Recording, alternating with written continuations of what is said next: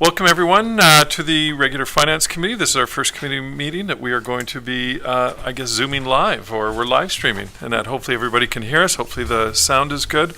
I would like to, the broadcast is live via YouTube and available as a recorded archive on the Village website. So I would like to call to order the regular Finance Committee meeting for Monday, October 19th. It's currently 6 o'clock. Approval of the agenda. The recommendation would read that the agenda be approved as circulated. Someone to move that? Moved. Seconded. Any discussion? See none. All those in favor? Carried unanimously. Public input. Public is permitted to provide comments to the committee at any item shown on this meeting agenda. 2-minute time limit applies to all speakers. I can tell you that as I look around the room, there is no public here, other than our two representatives, Mr. Mark Roberts and Nick Chang, for our Finance Committee meeting. We'll now move on to the minutes. The minutes of the meeting held on February 6, 2020. The recommendation would read that the minutes of the Finance Committee meeting held on February 6, 2020 be adopted as circulated. Someone to move those minutes? Moved. Seconded. Any discussion? See none. All those in favor? Carried unanimously. Is there any business arising from those minutes? No? Okay, moving on. We are now at 7A, new business, Strong Road Culvert Replacement. Memorandum from Mr. Chris Boyd, ISL Engineering, dated October 15th, 2020, attached. Ms. Halliwell. Thank you, Mayor McEwen. So just in reference to page 8 in your agenda package, this issue came to light in the last couple of weeks through some regular maintenance by our public works staff.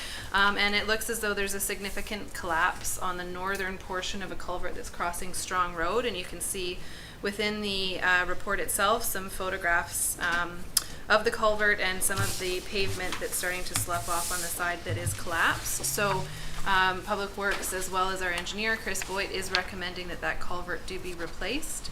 And it's timely because we do have a contractor on site already mobilized right now doing all of the capital works for us throughout the village. They've provided a quote of just under $50,000 to replace the culvert and to add 2 head walls, which will hopefully reduce the chances of future collapse as well.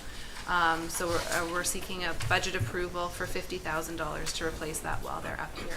Good. And I'll do my best to answer any questions that Finance Committee may have. Let's put forth the recommendation and get it on the floor first. Sure. Please. So the recommendation is that Finance Committee recommend to Council approval of a $50,000 budget for the replacement of the culvert on Strong Road. Could I get someone to move that? Moved, seconded. I'll open up for discussion. We'll go down at the end there. Councillor Laidler. Is there any indication of what caused it? Not that I'm aware of specifically, but I could certainly follow up to get that answer. What I'm wondering, is there any construction along that way that's caused it? Or would it have happened anyway? Yeah, to my knowledge, there wasn't anything specific that caused this other than it was an aging culvert. Councillor Brink. Yeah, I might be able to answer that question. It's definitely rusted out at the bottom below the water line, definitely aging. But I guess my question is, was this not identified in our, we did a drainage master plan, we did a asset management plan, and I'm kind of surprised this was never picked up. I can answer that because Okay. I actually talked to Chris, our engineer Chris Boyd today about it, because as you'll recall 2 years ago we actually just paved this road. And at the time I was going, why wasn't this picked up? He said that when we did the drainage, they did not go in depth right through the tunnels. They didn't scope them, and so that was why it was identified. He said that they're going to be able to do a fairly small cut in the road, because I was worried about having a brand new paved road. He said it's going to be very intrusive. It'll take I think about a day to do type thing, and he's also hoping that it'll come much under our budget that's been allocated. So, Okay. Just to follow up, I guess now my concern is how many other culverts are like this, and should we assess this and do a little bit more of a detailed, section of our asset management plan and find out about this stuff?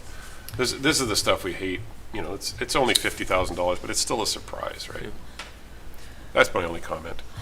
Sure, and so I could just maybe address, in terms of the work that was done, it was within the budget that we had allocated, albeit we did have that grant fund that was part of it, but to do the full scope of all the culverts through all the village would have been quite a bit more expensive in terms of cost. And certainly we could look at doing something like that, and I could get some further quotes along those lines. But I think that typically, and I know we're obviously dealing with a situation now where there was one that wasn't identified, typically, particularly with the larger culverts, they do have a better sense because they're bigger, they can see through them. It's these minor ones that might have been the ones that weren't fully analyzed and could end up failing. Yeah, and that you make a good point there, because actually it's the big expensive ones that are easy to assess. You can walk right down there and look at them. Yeah. So I don't know, I think that's worth, doing a survey. I don't think it would be that much. The minor ones are not going to cost that much. I'm less concerned about being surprised by a minor one,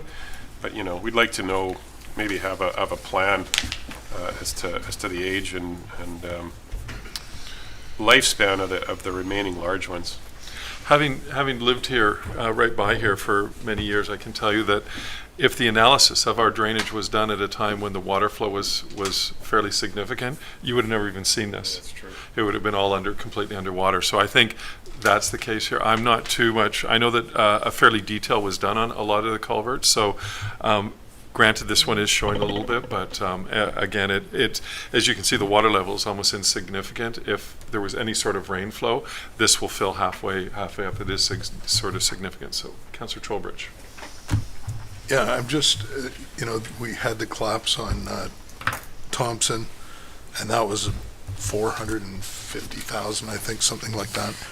And looking at the photographs, it's clear that the lower 50% of the culvert itself is rotted away, which is one would expect. Is there an alternative to replacing it with corrugated galvanized steel?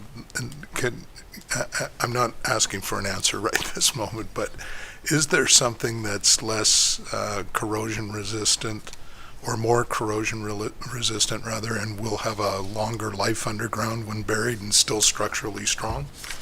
Sure, yeah, through the chair, I think that, certainly materials that are suggested, particularly by our engineering consultant at this time, are the best quality they can be in terms of longevity and making sure that they're not corroding due to water or rust and things of that nature. He is very conscious about, even if it costs a little bit more to do, to put a better material in the ground, you might have to replace it less often. I haven't had the specific conversation with him about that, but I can certainly follow up.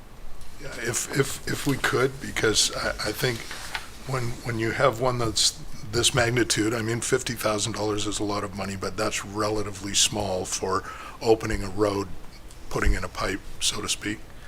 I think whatever the current state of the art is, if it gives us another 20 years or 30 years, that's savings in infrastructure later. Good. Sorry, I could probably answer that Sure. question. Okay, as for the estimate here, it is going to be a concrete pipe that they're going to replace it with. And I think it's a good example of, we're seeing the history of Anmore here. When Strong Road would have been put in, we weren't a village. You put in what you could get away with, whatever the contractor had in his backyard. And I think we're paying the price of that. So, yeah, it looks like it's going to be done properly. That's good, but yeah, I wonder where the next one is. Good. Mark Roberts. Got two blue lights on. Tapped it once. Anyways, thank you, Mr. Mayor. Just a couple questions. Have we done condition assessments yet on all our assets, or just the asset management plans? That's the first question, because that might be the survey type question that you asked about, Councillor Weverink.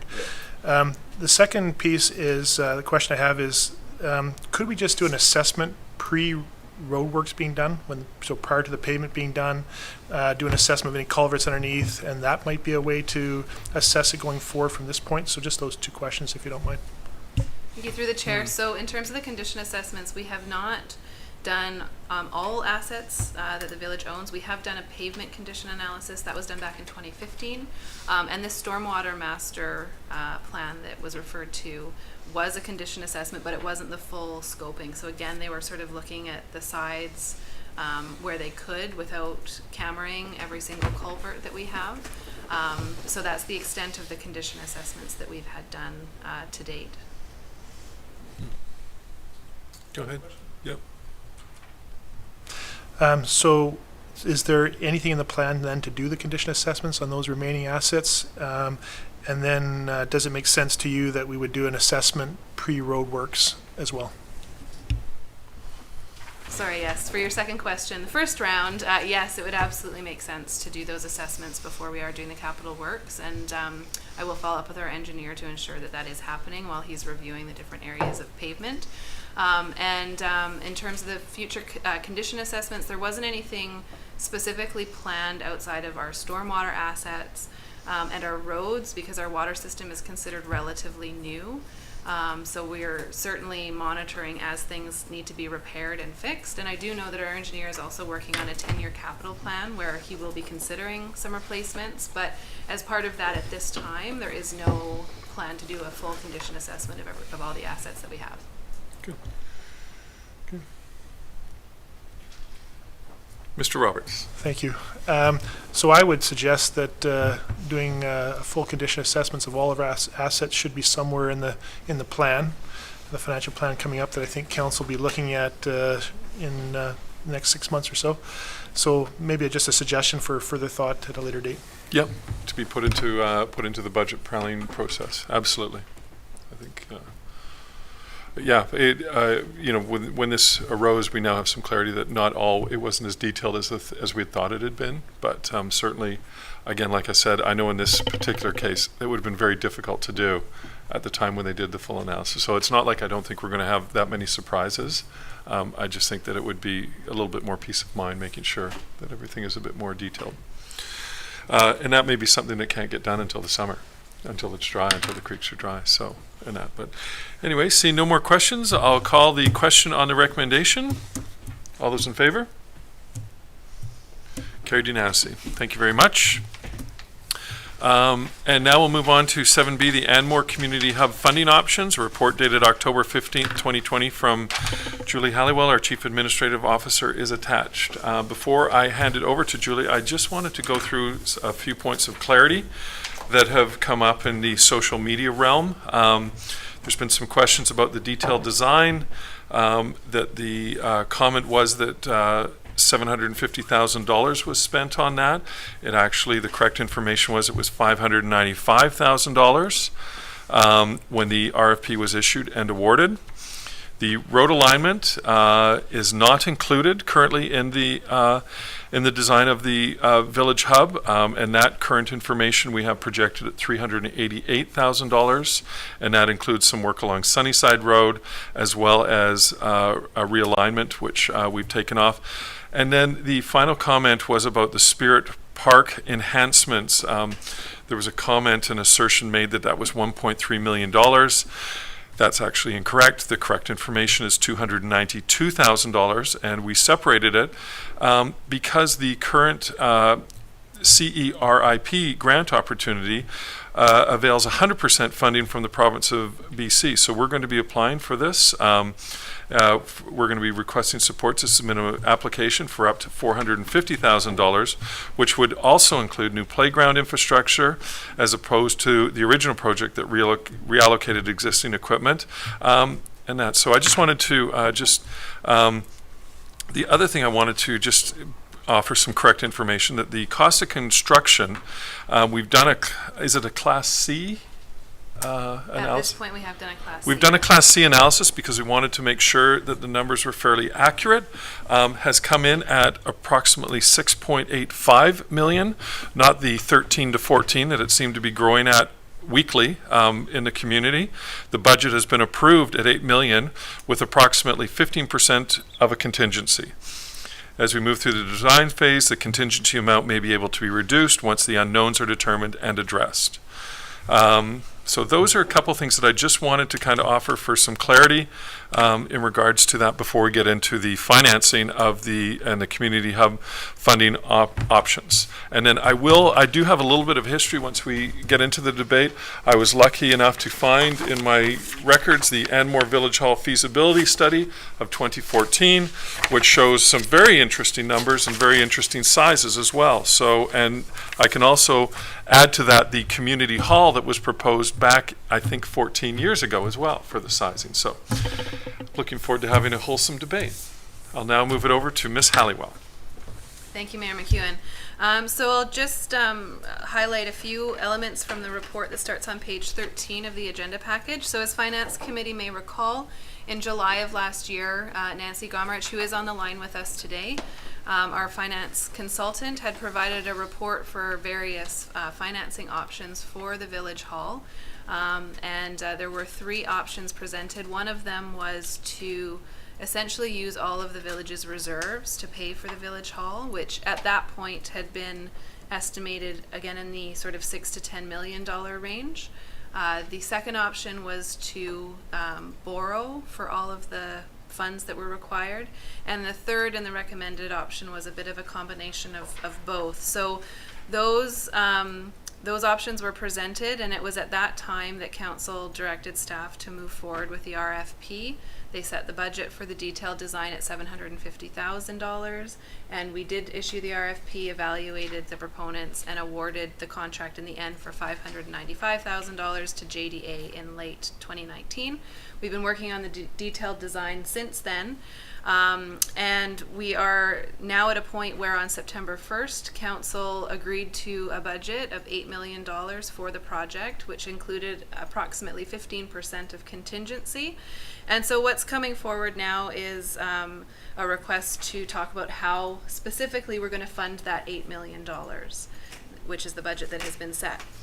So as a reminder, on page 15 of your agenda package, there's a small table there which indicates the money that we already have earmarked for this project outside of our regular capital reserves. So of the $8 million, we have approximately $845,000 in developer contributions.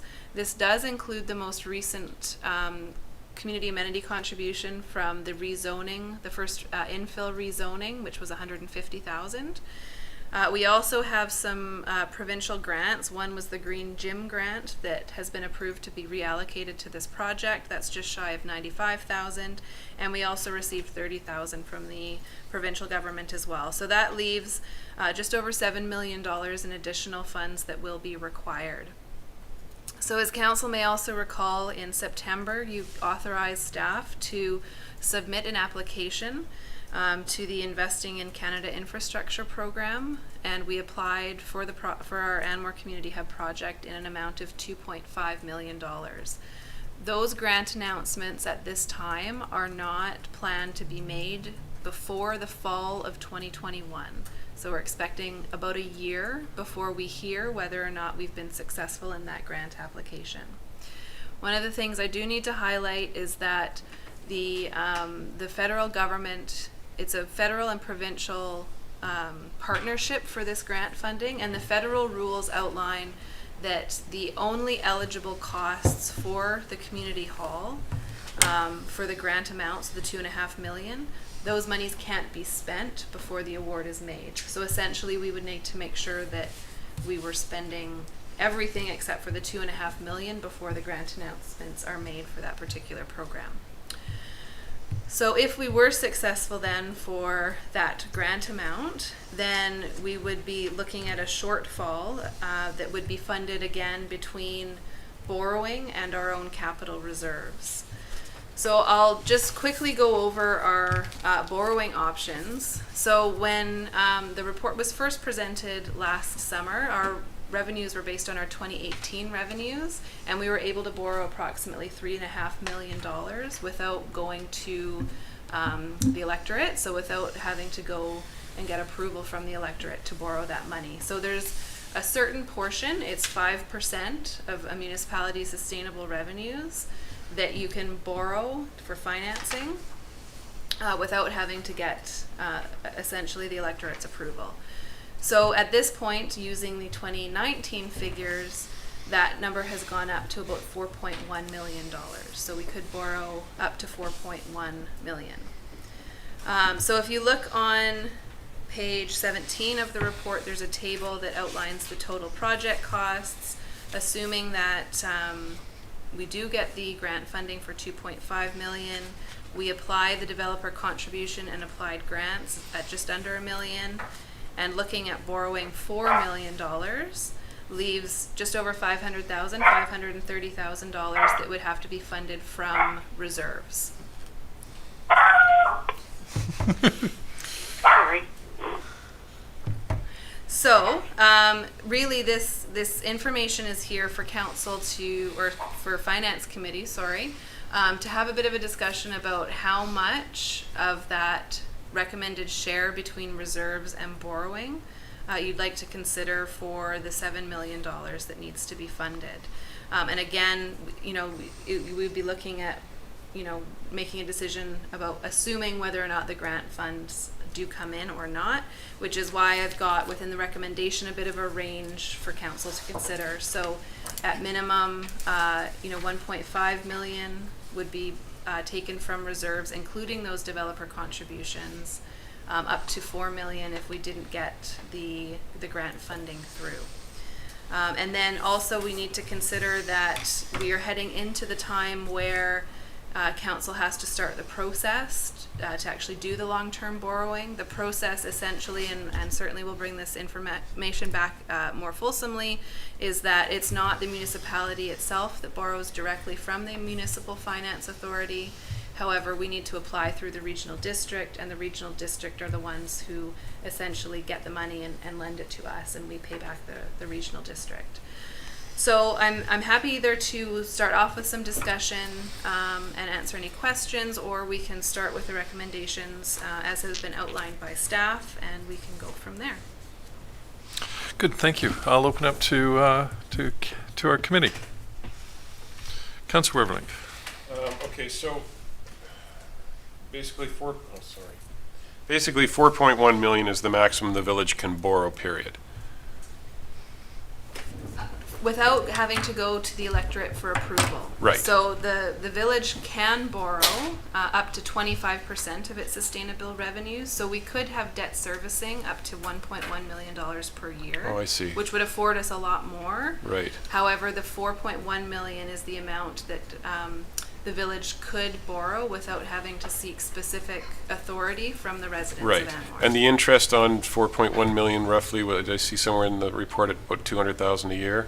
So the estimated debt servicing cost is about $225,000 a year. Okay. The interest on that is 2.25% right now is Okay. the lending rate. All right.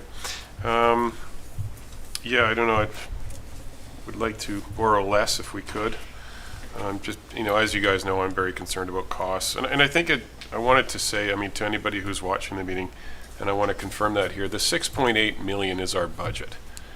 If a contractor comes in over 6.8 million, I assume we're going to do value engineering to get it down to that 6.8 million. We're not going to start using up our contingency at the contractor stage. The contingency is for, once we've signed the contract for 6.8 million or less, that's for the overages. Well, you should do this, you should do that. Oh, we didn't see this, we didn't see that. Am I correct in assuming that? Is that how council understands it? So that correct right now that the cost of the building is estimated to be 6.8 million. That is right. And certainly even through the detailed design, there's still a few contingencies and some unknowns that need to be decided, Right. which could either increase or decrease that cost. But certainly there would be a construction contingency that would be included as part of that 8 million as well once we Yeah. finalize the detailed design. And that's kind of what I'm getting at. I think a construction contingency of 15% is probably okay. I've seen it go beyond that. I think we do have a few unknowns, like, for example, our septic system. Have we had that evaluated, and do we know that our capacity of the hall is going to be able to, or that septic will be able to handle it? Do we know that? That assessment is currently being undertaken, however, as part of the Class C estimate that was included as upgraded. Oh, okay. And it Okay, has been good. determined, there haven't been the specific percolation tests done, but in Okay. terms of the area, it has been confirmed that it can stay where it is at the park. Okay, so it may have to, because I was thinking we were talking about, the park upgrade and stuff too. We would want to know that before, if we did get funding for this Spirit Park upgrade, we would want that all done at the same time, right? As well as what we were always about to do is fix a drainage on it, so Yeah. that's all part of it. Yeah. We held off on that plan. Okay. Yeah, I'm not really in favor of maximizing our borrowing. I'd love to see something a little lower than that, but I'm interested to hear what the rest of council and the finance committee thinks about that. That's all my questions for now. Good. Anybody else? Nick? Just to clarify, the 250 you mentioned, that's only service the interests of the borrowing? Or is that including part of interest, part of principal?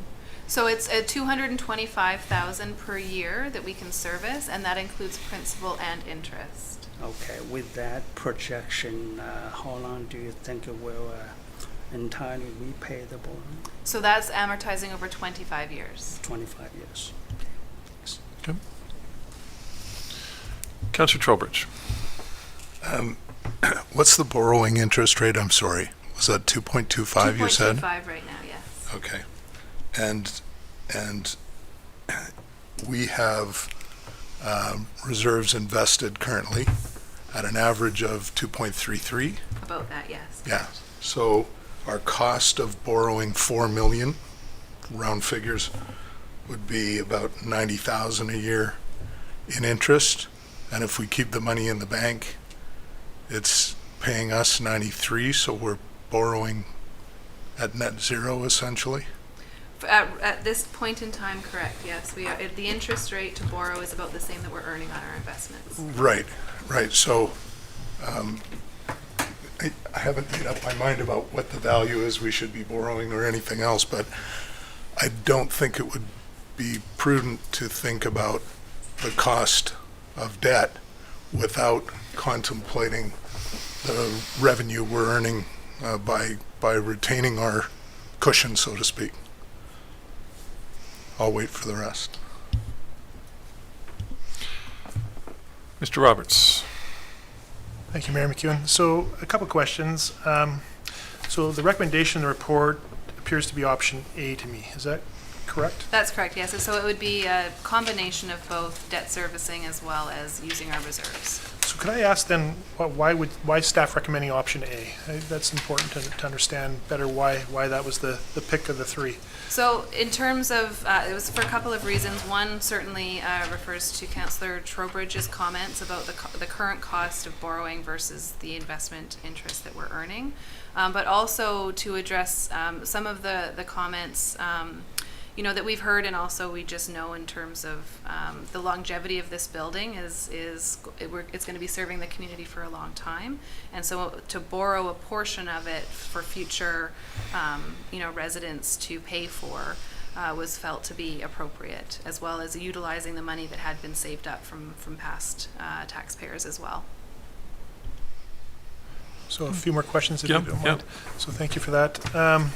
So with the borrowing through, I guess MFA ultimately, through the regional district, if I remember correctly, the term is 10 years before you can pay back any of the debt.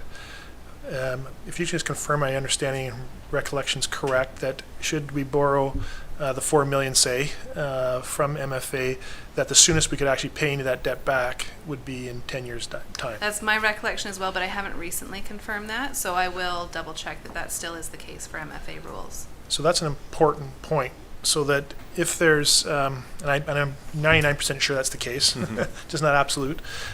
So in my mind, coming back to your comment around, the equity between borrowing internally or saving internally versus borrowing externally, and it kind of is a wash. The disadvantage with MFA would be that we couldn't pay back any lump sum amounts for that first 10 years. So I think that's an important piece.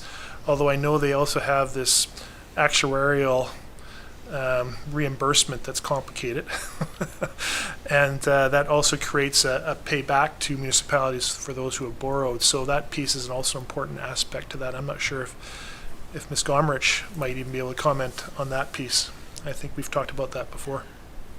Actually, Nancy, I do have the amortization schedule here from MFA, and that does include the actuarial amount, and so it goes up for every year, so it's based on the principal, of course. So the actuarial that is estimated, actually I can just update this at 4 million here. The estimated actuarial, so the money that would be paid back, is $777,000 over the 25-year term. That's another offset to interest costs coming the other way. And then one other question I have, well, I guess generally speaking, I'm wondering, given that you have a cent free of up to $4 million at this point, if council were to choose not to borrow for this particular project, clearly if there's an emergency that comes up, we've utilized most of our capital reserves meant for this purpose, that there's the opportunity to borrow for something in the future with very little effort to do so. Is that a correct statement, or what kind of duration of time would they have to be considering through the GVRD process and MFA process to get them from start to finish if an emergency comes up in the future and the reserves are tapped out? If I think I'm understanding the question correctly, in terms of the process for MFA, there's a deadline of December to essentially apply to the regional district in terms of going forward for any spring borrowing. And so the process after spring, and I think that, a little bit more research may need to be done in terms of the process. Because for the spring borrowing, I'm not sure exactly when the deadline is that the Municipal Finance Authority makes their decision. I know that there's a requirement for Metro Vancouver to have all the documentation in place by early December, and then they submit on behalf of all the municipalities early in the new year once they've run through their process at Metro Vancouver as well. So it could be a process. That's what I'm trying to get to, is I think we're probably talking towards 6 months Yes. of time, so that and I'm not sure how much of the $8 million, if it was all funded from capital reserves, would leave the village to then fund other initiatives or an emergency type event. But the point I'm trying to make is that if it utilizes most of it, and then we have an emergency event, then we're in a place where we have to wait for a process to occur to then borrow, even if it's a cent free. So for me, that's a risk factor that I think we need to consider around the mix between borrowing internally versus, borrowing versus reserves. I just wanted to add a couple things while we're talking about this discussion. I had always had in my mind borrowing a small amount, and that was to kind of facilitate those that argued, well, we've paid for this now, what about the future residents? They're not going to be paying for it down the road. So it certainly enlightened me to the point that maybe we should put some debt on this. I will tell you this, that we're in a budget discussion right now at Metro Vancouver, and there is strong arguments to keep to the 15-year amortization. And I'm a little bit worried. They're trying to extend them out a little bit longer, but at Metro Vancouver, there is a debt carrying capacity. We currently are probably one of the few municipalities around that don't have any debt whatsoever, and I think it's a very, very fortunate position to be in. I know myself, I'm not as comfortable going to $4 million. I certainly wouldn't be. I certainly would. My mind seems to be more like in the range of $2 million, and I'll tell you why that is. It's a very manageable amount, and it does facilitate, or it does satisfy those people that saying that for the future people should be paying a bit for this. Interest rates are so incredibly low at this point in time. I've even heard that MFA is going to be lowering their rates to match up, because the banks right now, you can get 1.7% on 5-year money. And MFA always traditionally keeps in line, and it's usually a bit lower than the traditional banks. I think also in my mind that payment would offset what we're currently paying in some of the capital depreciation costs. We have a building here that next to us, the 3 ADCO trailers, that cost us $250,000, and it's probably got about a 3 or 4 year lifespan left on it.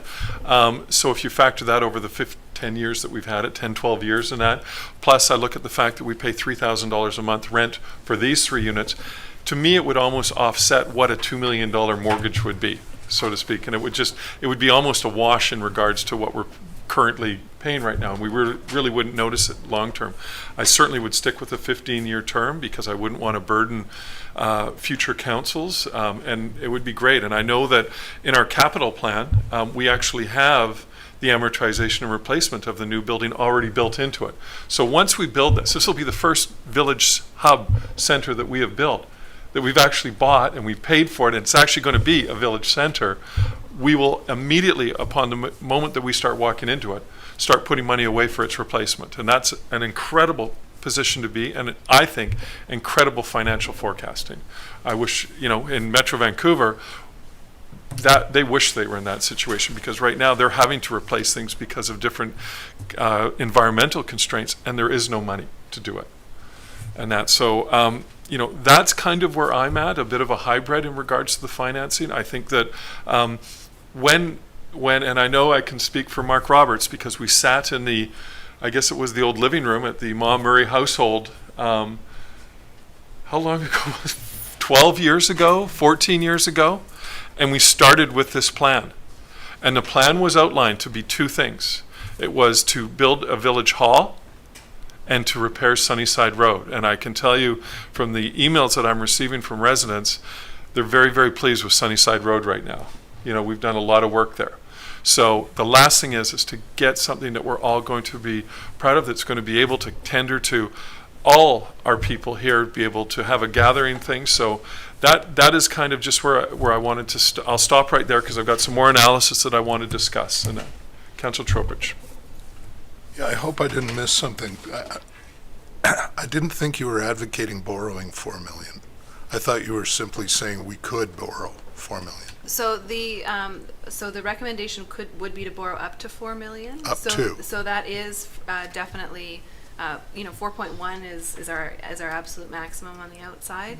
Yes, but not beyond the 50%, which lands at 4. That's right. And so part of the consideration too is if for whatever reason we are unsuccessful in the grant application for the $2.5 million, then essentially the village would be looking to have to pick up those costs as well. So at $4 million borrowing, if the grant doesn't come to fruition, that's $4 million from reserves as well to make up the $8 million. Got it.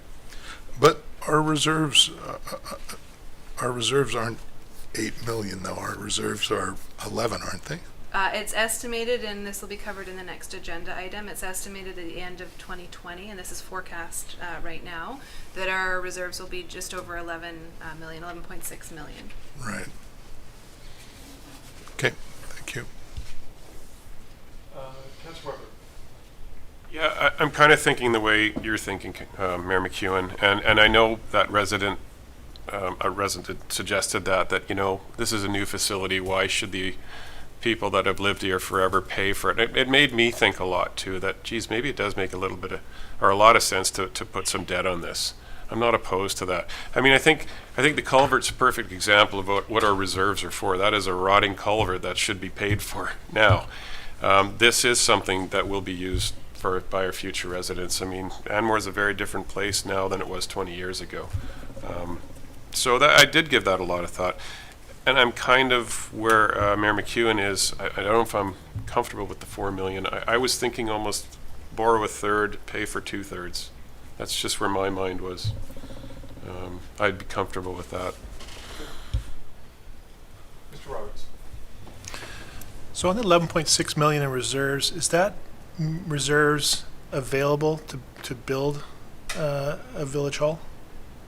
Or That does also involve some of the restricted reserves, such as DCCs. That's the overall reserve balance. Yeah, so that's important too, I think, because the actual available reserve balance is much lower than that, which then takes me back to my point, which is that to borrow the full 4 up to the assent-free amount, in my way of thinking, exposes the village should there be an emergency, and for me that's not a risk level that I would support from my point of view. But I think I agree with what's being said so far. I think that a mixture makes a lot of sense, and I like the idea of that the future taxpayer paying for part of this building. There is a $2.5 million grant that you're pursuing. Correct. So my way of thinking is $2.5 million of debt, and if we get the grant, it's 0. And that's kind of the way my mind's working at this juncture. I just want to share that possibility.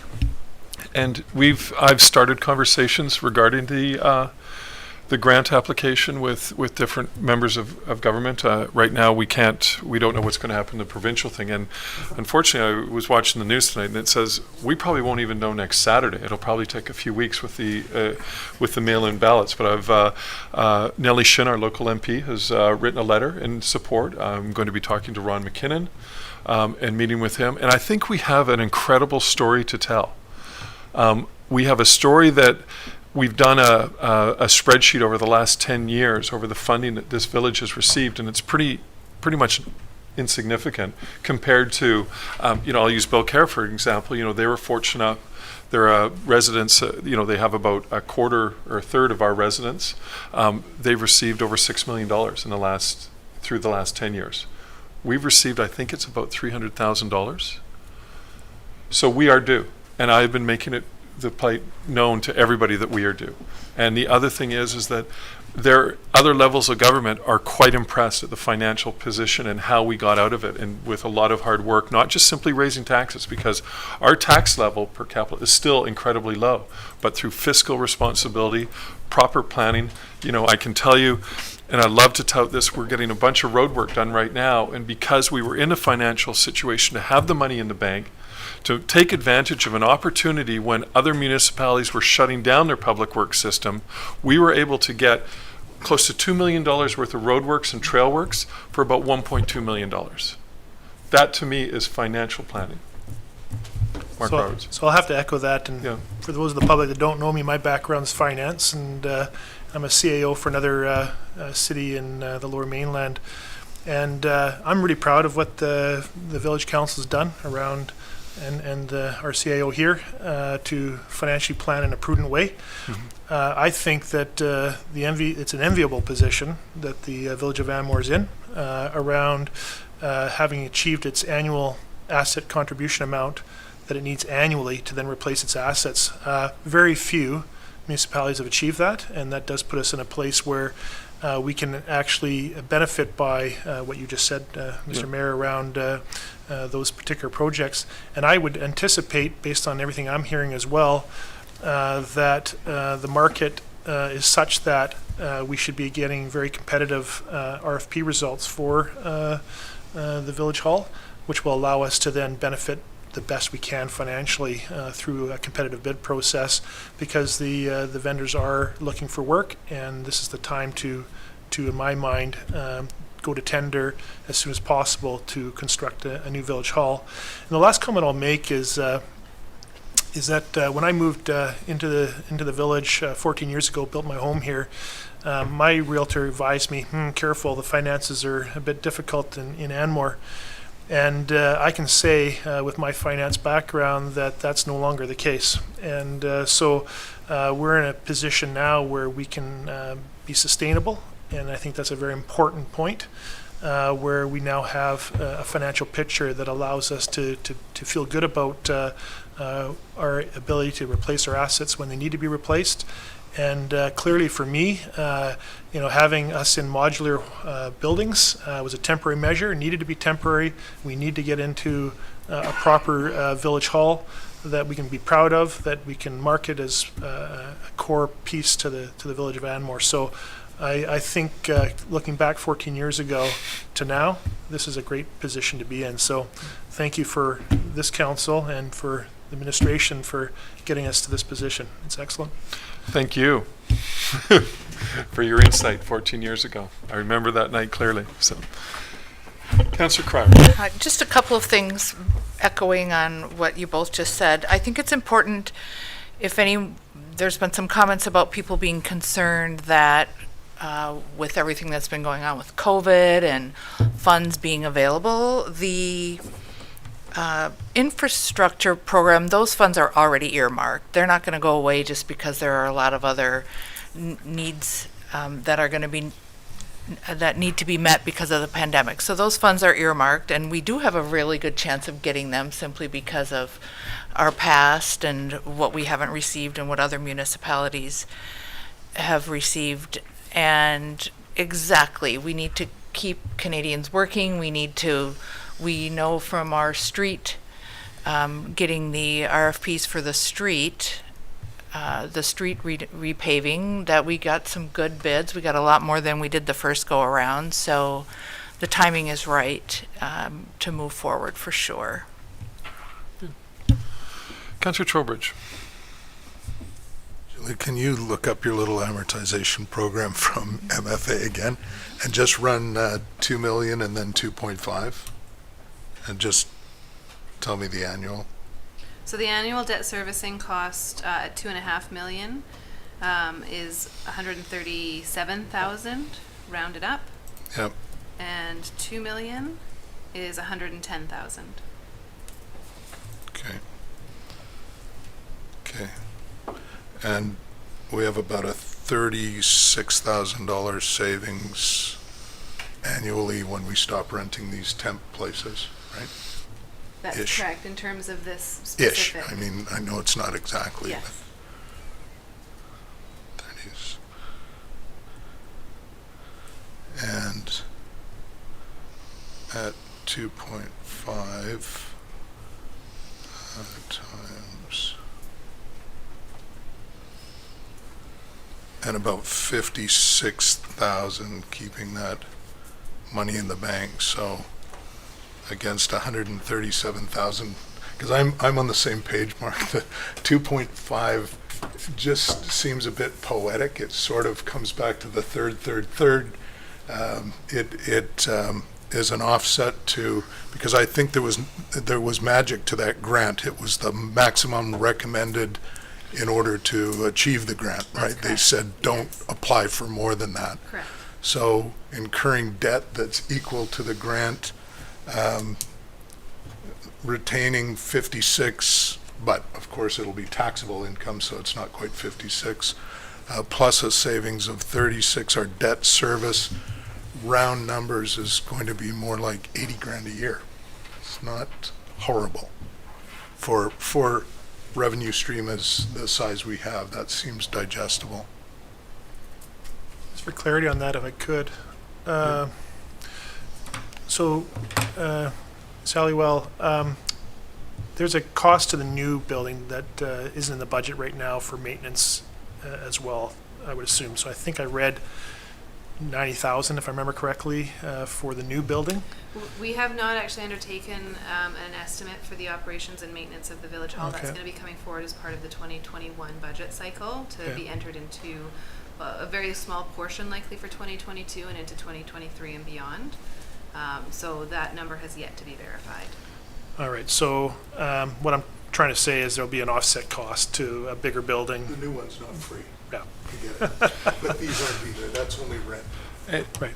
And however, we're still paying a fee for all the trailers here right now. And I would argue, as I've experienced in the warehouse world, renting a lease in a warehouse, an older warehouse, moving into a new warehouse with all the new LED lighting, more efficient furnaces, insulation, my costs are about a third of what I was paying before. And I think that this is not the most energy efficient. So I think those costs are going to be and especially with the way that we design it as well. You know, the other intangible that we're not bringing into this is there's been quite a bit of talk in the community of how can they participate in this, and, you know, through BC Wood and that, which we haven't even talked into regarding the budget or anything like that. So, are you finished?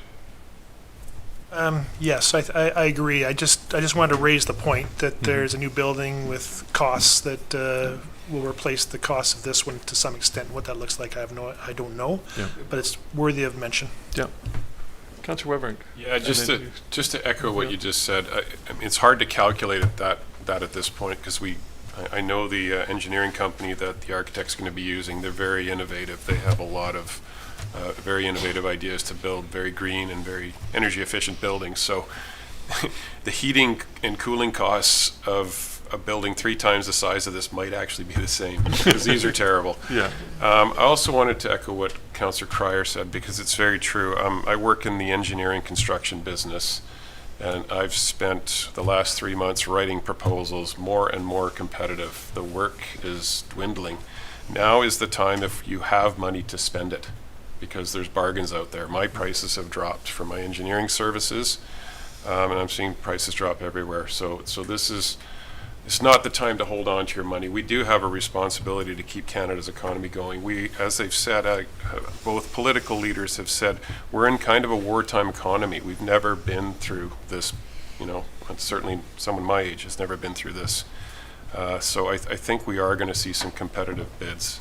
And let's just hope we can get that design along. I know it's kind of delayed, and we were supposed to have another public process. I know we're not there yet, but we want to get on this. We don't want to wait too long.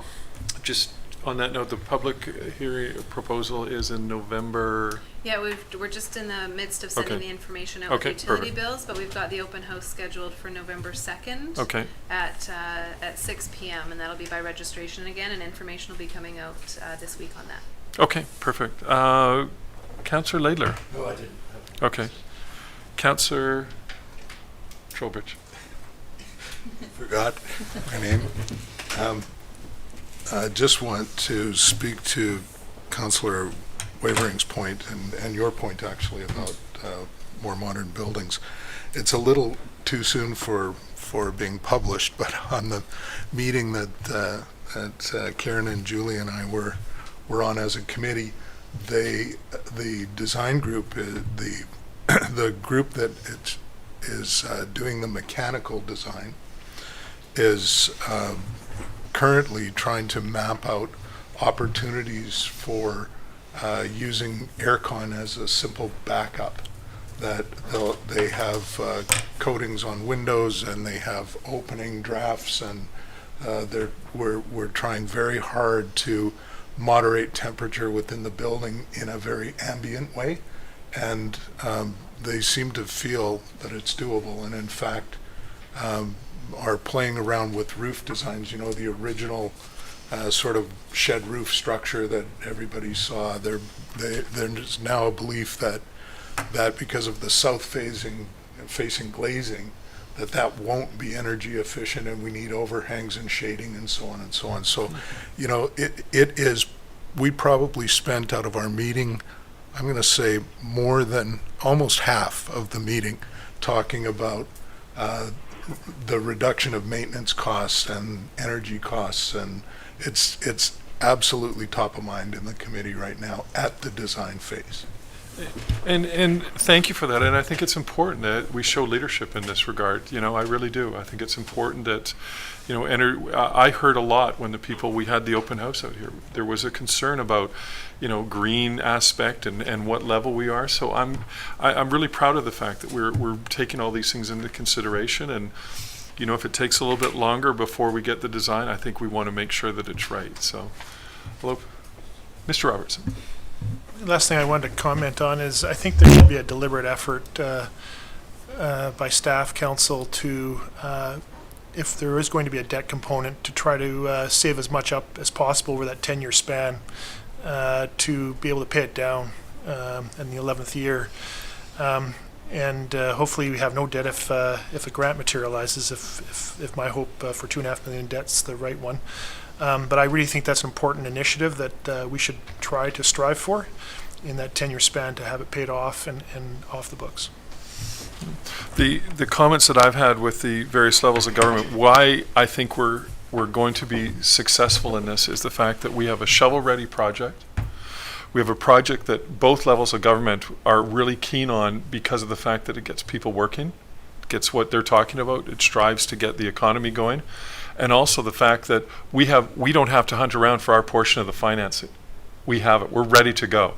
We're just waiting for them. And that's why I'm hoping, with some bit of arm wrestling, that we're going to be expediting those things, knowing that our time frame is what it is, and that we can hopefully get some sort of order of council in this particular thing, that they can release those funds earlier than that, so that we know. You know, at that point, we've actually, I know, had a fairly extensive discussion in regards to the design, that some of the things we're going to be roughing in, you know, to keep costs down. Then maybe we can finish them off when we secure that funding and that. So, is there any? I had some overall comments, just kind of to bring us all back together where we are. But is there anything more about the financial aspect in that? I from what I'm hearing from the group is that the $4 million is not palatable at this point for financing. That the number is probably between maybe $2 million to $2.5 million. Is that kind of where I'm seeing a consensus, which I know that's certainly where my goal was, to keep the financing. I'd be good with 2.5. Yeah, and that. So, and it still gives us, there's nothing that we would want to do is take on this project, and then if something else came up, not be able to, the number one concern of our community is the health and safety of our community. We have to make sure that we have those resources to be able to do that at a moment's notice. So, do we have a recommendation at that I point? can read a recommendation that I think covers the points that have been covered off. Sure. So the recommendation would be that Finance Committee make the following recommendations to Council. The Council directs staff to begin the process to seek approval for participating in the Municipal Finance Authority Spring 2021 long-term borrowing as outlined in the Metro Vancouver letter dated September 23rd, 2020 for up to $2.5 million.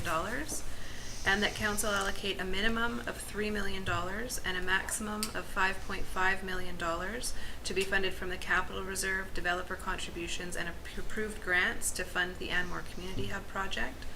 And that Council supports the Anmore Community Hub project and commits to its share of the Anmore Community Hub total estimated project cost of $8 million, with $2.5 million being applied for through the Investing in Canada Infrastructure Program. Good. Someone to move that? Moved. Seconded. Any further discussion? I'll call the question. All those in favor? Carried unanimously. And thank you. And I just had a few wrap-up comments regarding the hub before we move on. I just, I've been putting a lot of thought into it. In 2014, I was on council, and former mayor put this together. This was the Anmore Village Hall feasibility study in 2014. And this cost $25,000, and I voted against it at the time. We had just been moved out of the hall. We were working out of the school. I knew that our tenure at the school was limited because it was a portable. And I voted against it because we didn't have the funding in place to do anything with it. And I was absolutely correct at that point in time. But I do want to just point out a couple things in it. Because some people are, I've had conversations about the cost. And I can tell you, back in 2014, the proposal was to either use a standard construction method or a modular prefab method, or a combination of the two. This was not a post-disaster building, just so we're clear. And the total at that point was just going to be over $3.1 million, or approximately $363 to $434 per square foot. The size of the building, which was, again, and I'm just going to reiterate this, just the Village Hall, was and a small historical component, was 7,200 square feet. Back in 2006, there was a proposal of a community center daycare, which was approximately 6,000 square feet. And the budget on that, which had to go to a referendum and failed because they didn't have the financing in place, and about $150,000 of that funds was just wasted because the funding wasn't there, was about $2.5 million in 2008 dollars. So if you total those two up, we're not far off building something that's all in one. We're going to have the whole thing. So I just wanted to stress that to everybody. And I know that some people have commented about the size of this building, and I think there's some important facts there that need to be conveyed to people. The existing Murray household had a basement, and it was dug out. We've filled it in now. We are going to have to clear that out before we build on it anyway. So we could take all that fill out, put in re-engineered fill, and then build on top of it. However, from a cost perspective, it makes sense that we use that basement, take the fill out, build structure in there, and use it as storage. So that's where there's a significant amount of space. And as I can tell you, with anybody that does any sort of thing around the Village Hall, storage is at a capacity. We can't even fit everything in here, like from our records. It also is very detrimental to staff being able to pull records when they need to in a timely manner. So that's the thing about the size. I just also want to stress a couple other things. The intangibles of this building are so far-reaching in our community. From community gatherings, to social programming, to senior activities, to even an emergency command center to provide for our citizens, which we almost had, we were asked about during this recent COVID thing. How would you distribute food? How would you, if we needed to shut municipalities down? That's where it got to. And we had nothing to be able to do that. So the intangibles of this are so significant for our community.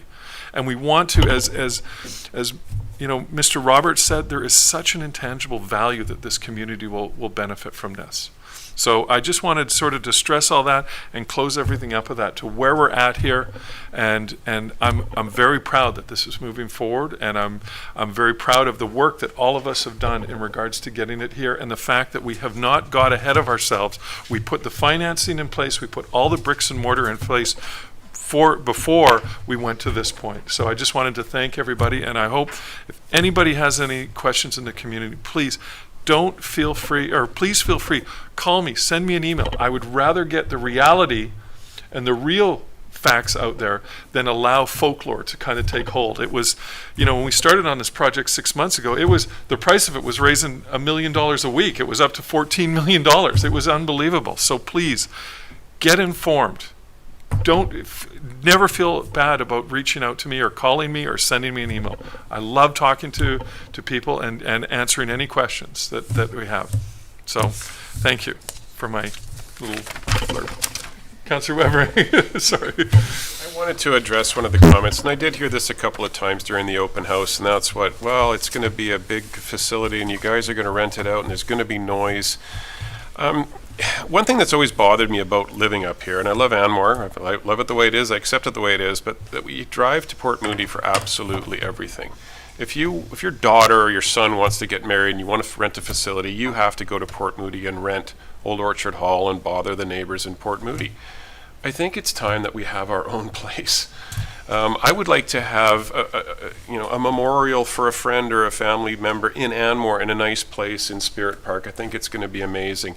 And I don't think there's anything wrong with offering that to our neighboring communities as a rentable facility. I want to make it very clear that that's not why we're building it. We're building this as a community center. That's just the icing on the cake, that we're going to have a facility that Anmore people can use and our neighbors can use. And I'm okay with that. And I know it's going to, anybody who lives near a municipal property that has a municipal hall, and we've always known we wanted to build a community center here, it's going to change. It's going to get a little bit noisier. It's going to get a little bit busier. And Anmore is going to change, and it's going to get a little noisier and a little busier. We're growing. As long as there's immigration in Canada, as long as our population is increasing, Anmore is always going to take a percentage of that growth. And we like to think of ourselves as a green community, but we're not that green when we're driving down the hill in our SUVs for absolutely everything. Yeah. So I just wanted to make that clear. I think it's important.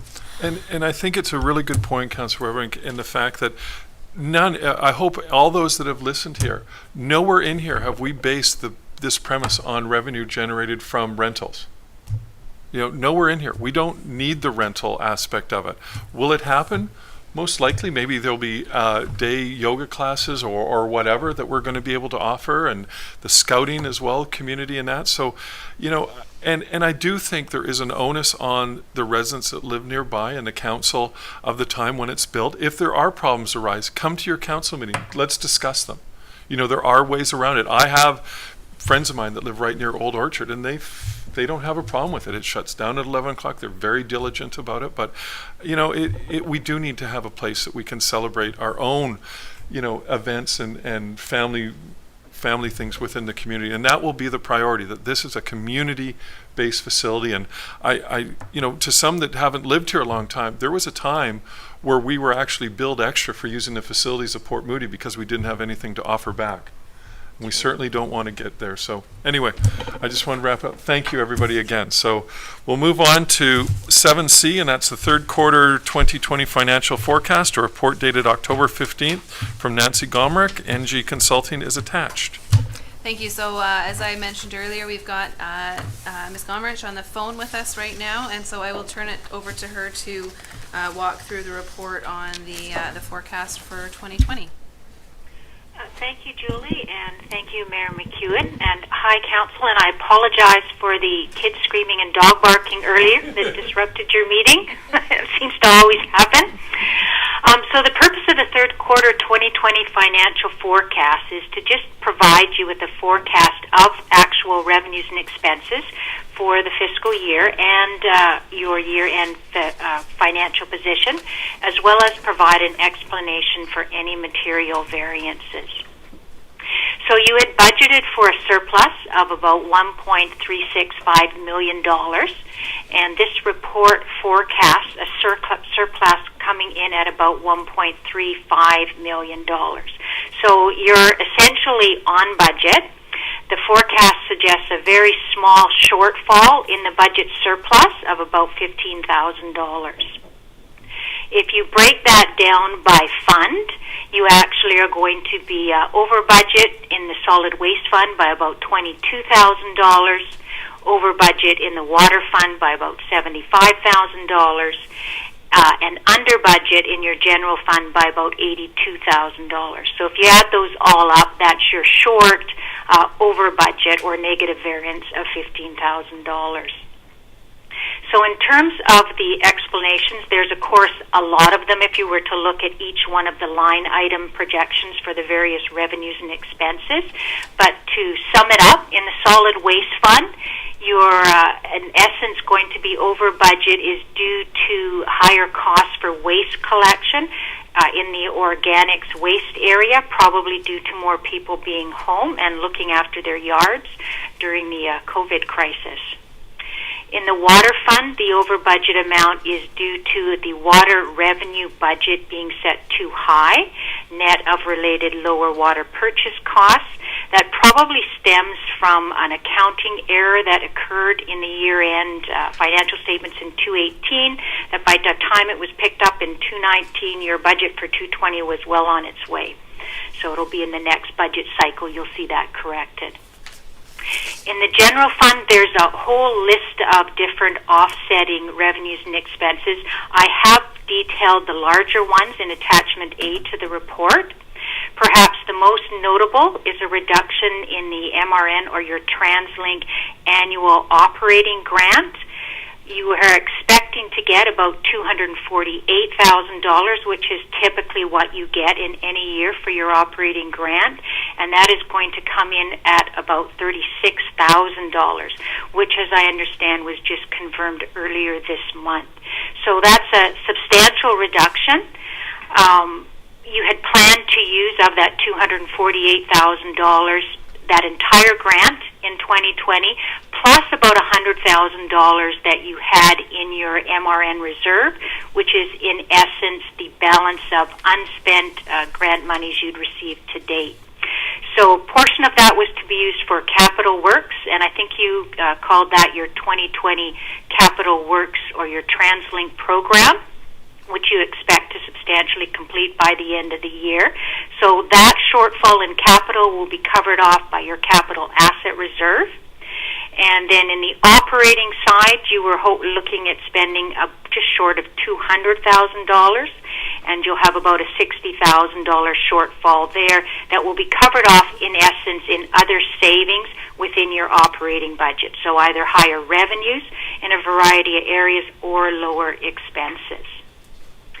So just to highlight a couple of the significant variances that are contributing to covering off some of that MRN loss in the general fund, probably one of the larger ones, there's about $60,000 in net savings, and I would call COVID-related savings. So these are savings because you weren't able to hold community events because of the social distancing requirements and the meeting group limitations, reduction in staff travel and training expenses, and a reduction in various kind of consumable costs at the City Hall because of the working at home arrangement and just the lower level of operations. You had some higher fees, primarily in the development area, which I'm sure you've noticed in terms of busyness, about $50,000 lower in general consulting costs for finance, engineering, environmental, and communication purposes, and a deferral of some various different programs that have saved you costs there as well. I won't go over it really in any more detail. Any questions from anyone just in terms of the annual projected surplus and the difference there?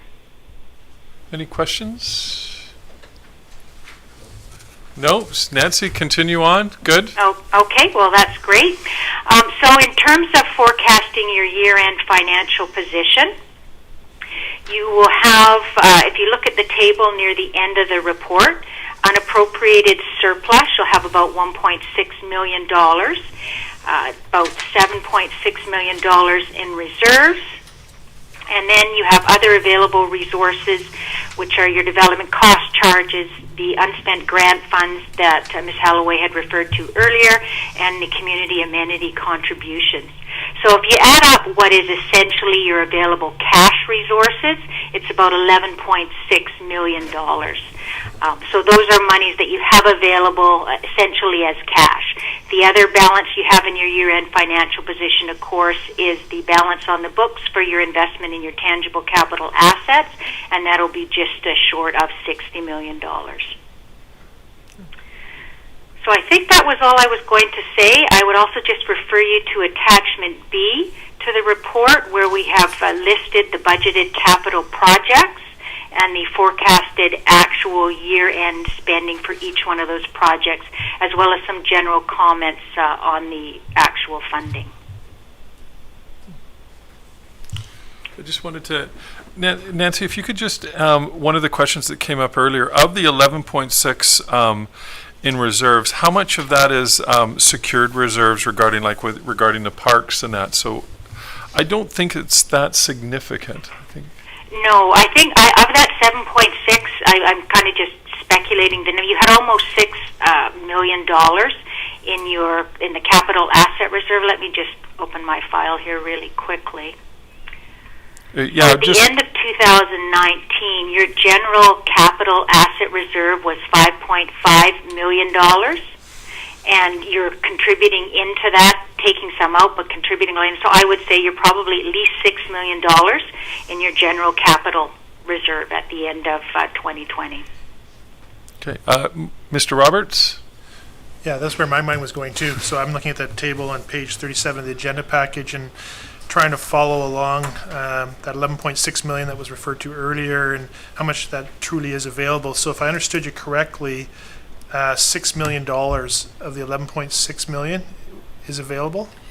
Is yes, that correct? That's correct. There is also the community amenity contribution. If you're referring specifically to funds that would be available for the Anmore Community Hub. So we've got the community amenity contributions. My recollection is that the unspent grant funds of 144 are also ones that were identified in the funding options report, so those would be available. And then, of course, there's the unappropriated surplus, which could be decided to be used for those purposes as well. Yes, that's correct. So about the 1.5, the unappropriated surplus in the reserve number, there's $6 million in your capital asset reserve, and then your unspent grant funds and the amenity contributions. So we're looking, am I guessing about $9 million then? $8.3 million is what it comes out to. Okay. Taking the $6 million as Okay. the capital reserve. Mr. Roberts? So that I'm very happy now with the decision of the previous item, which is where I thought we were going to head to Yep. in this agenda item, is having around 8.3 million and instead not utilizing it fully, Yep. and instead using 2.5 million from debt funding. So from my point of view, I think that was a very prudent decision Yep. around making sure we found the right balance. Good. Good. Thank you. Councillor Cryer? Ms. Halliwell, I'm just in referring to these numbers that we're talking about. Is this similar to or the exact numbers that are taken off of page 27? What's 2710 in the agenda packet?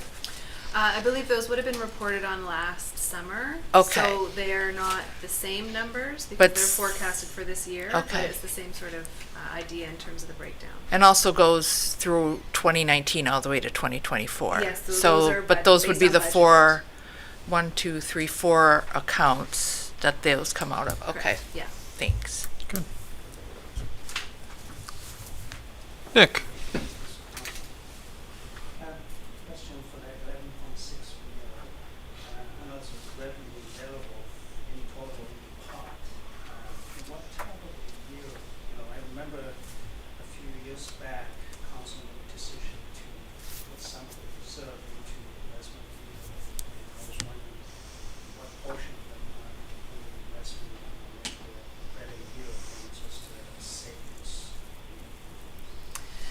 So we still have approximately 6 million that we had invested as the original portfolio. I think, given now we have the decision, and assuming that council goes ahead and ratifies finance committee's recommendations, we'll have a look at that sort of cash flow forecasting and the requirements to see whether or not there might be any more we can invest and earn a higher yield on. Good. 11.6 units. Yeah. Time, let's say, something around 2% or higher, would cover some of these costs of strong. Yeah.